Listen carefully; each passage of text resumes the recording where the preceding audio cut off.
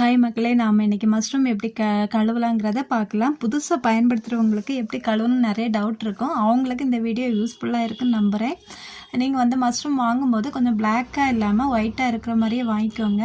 இதை நார்மல் வாட்டரில் வந்து போட்டு ஒவ்வொன்றா நல்ல அந்த பிளாக் டாட்ஸ் எல்லாம் போகிற மாதிரி ஒவ்வொன்றா அப்படி தண்ணியில் பட்டு நல்லா தொடச்சி எடுக்கிற மாதிரி அப்படி கழுவிக்கோங்க. அப்படி ஒவ்வொன்றா கழுவிக்கிட்டு ஒரு 4-5 வாட்டி நல்ல வாட்டர் எடுத்து அதில் திரும்ப திரும்ப கழுவிக்கோங்க. கழுவும் போது அது வந்து ஓரளவு நல்லா முக்கால்வாசி பிரைட் ஆயிரும்.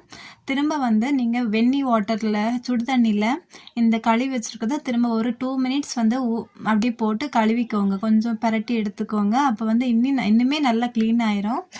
இது வந்து இதுக்கு மேலே வந்து தோல் உரிக்கணும். நிறைய பேர் தோல் உரித்து கூட பண்ணுவாங்க. நான் தோல் உரிக்க மாட்டேன். டைம் தான் வேஸ்ட் ஆகும். தோல் உரிக்காமலே கூட பண்ணலாம். ஏன்னா வந்து ஹாட் வாட்டரில் போட்டனால அந்த தண்ணி வந்து தண்ணியிலே க்ளீன் ஆயிரும்.